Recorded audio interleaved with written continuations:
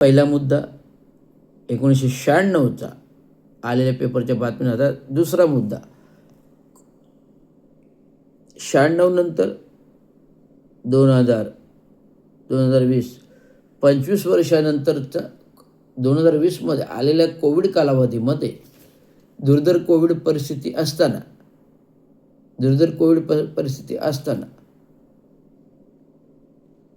तर त्यावेळेचे पालकमंत्री एकनाथराव शिंदे यांनी काही लाईव्हवर, फेसबुक लाईव्हवर काही लाईव्ह केलं होतं कोविडबाबत, की झोपडपट्टीतला करोना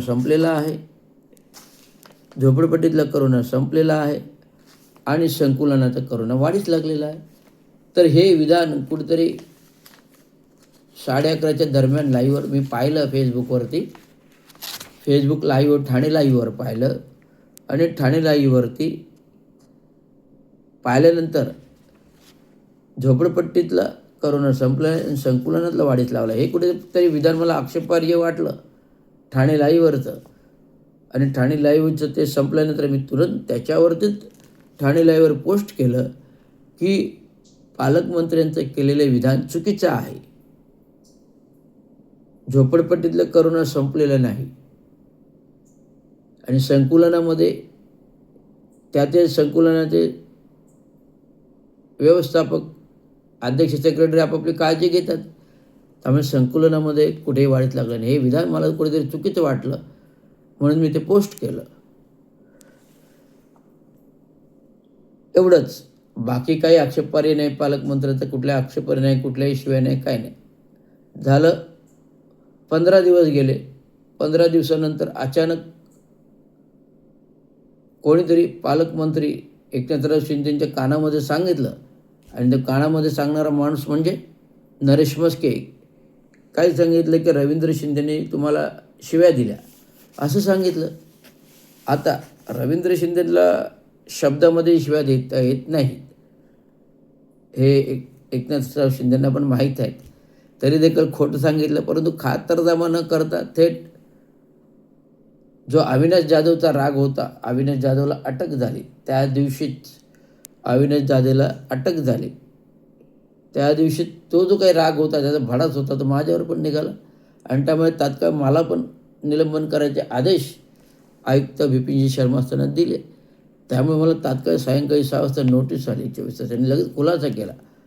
आता नोटीसचा खुलासा केला आणि खुलासा ग्राह्य आहे नाही ग्राह्य आहे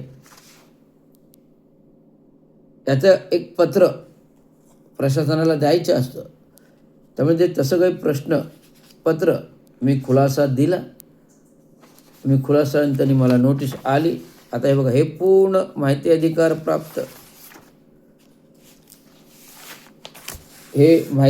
प्राप्त रवींद्र शिंदेचं निलंबन प्रकरण आहे.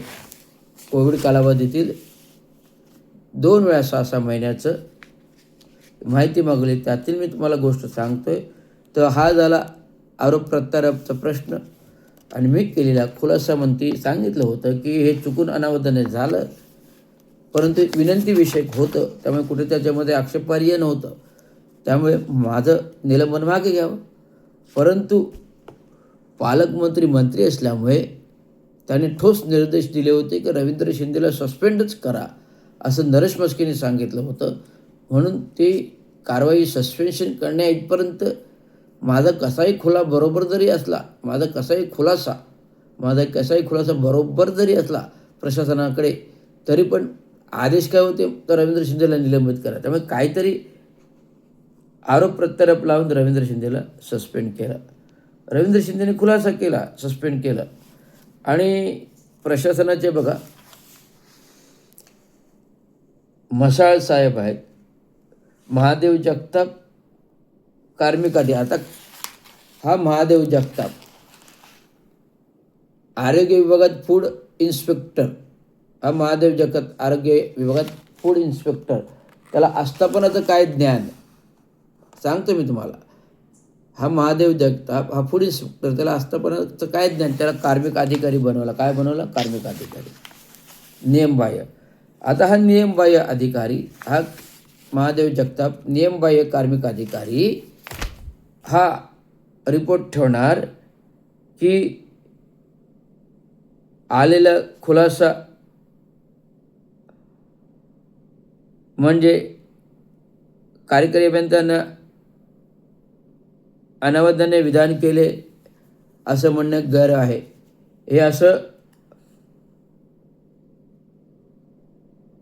हे महादेव जगतापाने लिहिलं आणि मसाळ साहेबांनी लिहिलं उपायुक्त मुख्यालय की गैर वाटते. आता अनावधानाने गैर काय वाटते? बरोबर ना, होऊ शकतं ना अनावधानाने असं बोलणं गैर होते. गैर म्हणजे गंभीर असं गुन्हाच नव्हता, परंतु मला निलंबनच करायचं होतं. गैर काही नव्हतं, पण मला निलंबन करायचं होतं म्हणून त्यांनी ते तसे शेरे दिले की अनावधानाने विधान केले हे म्हणणे गैर आहे.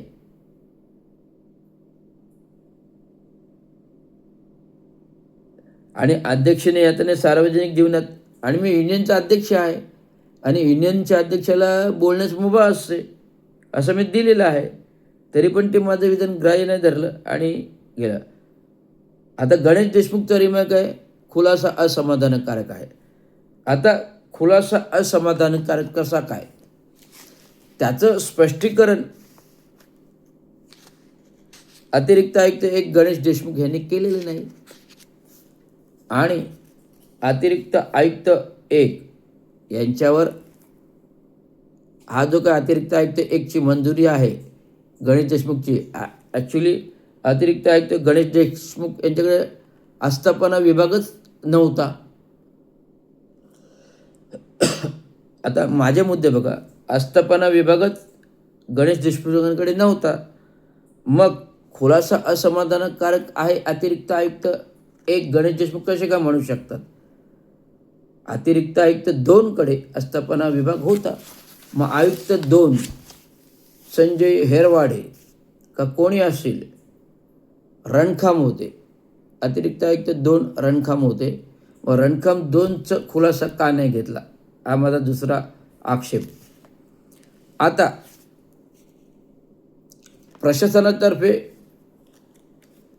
उपायुक्त परिमंडळ 1, आता उपायुक्त परिमंडळ 1 कोण होतं बरं, त्याचं नाव नाही टाकलेलं आहे. मी सांगतो ना, उपायुक्त परिमंडळ 1 प्रभारी पदाचा चार्ज एका क्लरिकल वर्गाच्या लिपिकाला महेश आयरला दिला होता. कोणाला दिला होता? महेश आयरला. आता महेश आयर हा क्लरिकल दर्जाचा उपायुक्त ग्रेड 2 का 3, ग्रेड 3 दर्जाचा अधिकारी, ग्रेड 3 दर्जाचा कर्मचारी, आणि ह्याला उपायुक्त पदाचा चार्ज वशिलाने दिला गेला होता तिथून जवळच्या मध्ये. तो मी नंतर काढायला लावलाच, परंतु ह्या बाबाने काय केलं, ज्यावेळेस मला निलंबित केलं तेव्हा तोंडावर पावसाळा होता, ऑगस्ट होता, पावसाळा चालू होता आणि माझ्याकडे नाला विभागाचं असल्यामुळे चरणीपाडी नालाचं जे काही काम करत असताना तिथे एक दोन घरं पडली, परंतु मी निलंबित असल्यामुळे माझा काही संबंध नव्हता, घरं पडली, परंतु माझा चार्ज तिथे धनंजय गोसावीला दिला गेला होता आणि प्रशांत पाठकला दिव्याचा दिला होता. त्यामुळे दिवा आणि मुंब्रा, धनंजय गोसावी आणि प्रशांत पाठक ह्या लोकांनी सदर तिथे घरं पडल्यामुळे मला त्या घराचे फाईल जी माझ्या कस्टडीमध्ये होती ती फाईल देण्यासाठी मला मुंब्रा मध्ये बोलावलं होतं. चरणीपाड्या जो दिवा भागात पण नाला येतो, त्यामुळे मी त्या दिवशी फक्त फाईल देण्यासाठी गेलो, कारण ते स्पॉटवर होते जागेवरती आणि फाईल देणं मला कर्तव्य होतं, कारण मी निलंबित होतो, मला काम करायला मुभा नव्हती. मी निलंबित असल्यामुळे मी माझीकडे जे फाईल कस्टडीमध्ये होती ती प्रभाग समितीमध्ये जाऊन देण्याचं काम माझं कर्तव्य होतं, ते मी फाईल द्यायला गेलो. तर ह्या दरम्यान महेश आयरने, कपटाने माझे फोटो मागून मुद्दामून घेतले आणि मागून कपटाने त्याने एक पत्र लिहून माझ्या फोटोसह पाठवले. परंतु प्रशासनातील उपायुक्त मुख्यालय म्हसाळा यांच्या परवानगीने मी गेलो होतो, तो त्याचा उल्लेख का नाही केला? उपायुक्त म्हसाळ, मी निलंबित असल्यामुळे उपायुक्त म्हसाळ, मी प्रशासनाच्या मुख्यालयात असताना उपायुक्त म्हसाळ यांना मी विचारून धनंजय गोसावी यांना भेटायला तो प्रस्ताव फाईल द्यायला गेलो होतो, देऊन आलो. मग त्यात मी काही काम करण्याचा भाग कशा, तुम्ही कार्यालयात जाऊ शकतो ना. मुंब्रा विभाग कार्यालयात गेलो होतो आणि त्या कार्यालयात गेल्यास ते लोक मला घेऊन साईटवर गेले आणि मला ती लोक घेऊन गेले ज्यांच्याकडे माझा चार्ज दिला गेला होता, धनंजय गोसावी आणि पाठक दिव्याचा. ते मला तिथे घेऊन गेले आणि ह्या बाबांनी फोटो काढून पाठवले. मग तिथे मी निलंबन असताना काम करण्याचा भाग घेतच नाही. हा दुसरा खुलासा. आता तिसरा खुलासामध्ये सांगतो. हा तिसरा खुलासा म्हणजे गोल्डन गँगचा नियोजित प्लॅन होता.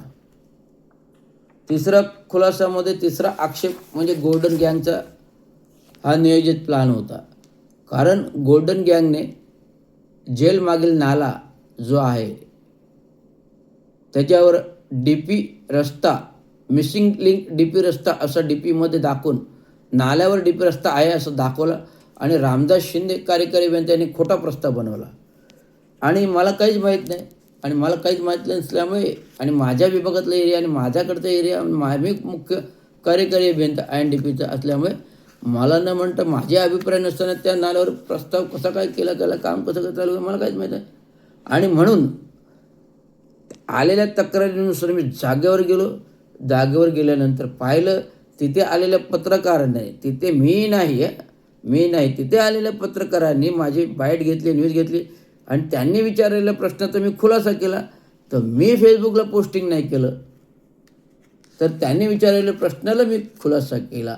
त्यामुळे खुलासा करणं हा माझं कर्तव्य होतं. हा तिसरा भागाचा खुलासा. त्यामुळे नजीमुल्ला आणि गोल्डन गँग याने जो काही नियोजित प्लॅन केला होता माझी खोटी बदनामी करून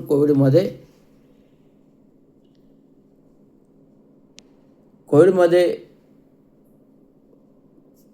प्रात्यक्षिक महासभा न असता लाईव्ह महासभेमध्ये, ऑनलाईन महासभेमध्ये माझ्यावर खोटे नाटे आरोप केले आणि रवींद्र खडतळे कार्यकारी अभियंता यांनी माझ्या कुठलीही बाजू नाही म्हटले, गणेश देशमुख कुठली नाही बाजू नाही, आम्ही तपासून चौकशी करतो. परंतु प्रशासनातील अधिकारी संजय हेरवाडे मला निलंबित करायला तयार नव्हते. परंतु संजय भोईर जो आहे स्थायी समिती सभापती यांनी दबाव आणून रवींद्र शिंदेवर काय कारवाई केली. त्यामुळे त्या अनुषंगाने हे हेतुपुरस्पर केलेली कारवाई हे त्याचे पेपर्स आहेत. आता मला सांगा,